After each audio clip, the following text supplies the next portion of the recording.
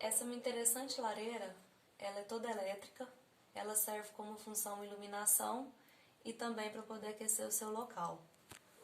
Aqui você vai ligar ela, a voltagem dela é 110.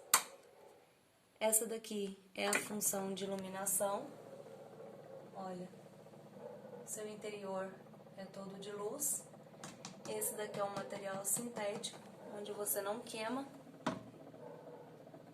E aqui você vai ligar a função para aquecer.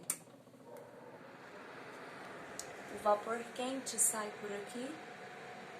Aqui sai todo o seu vapor quente. E como eu disse, aqui não esquenta nada. Fica apenas a iluminação. Aqui você pode controlar a temperatura, onde você pode deixar o seu local mais quente ou não tão quente. Lindíssima!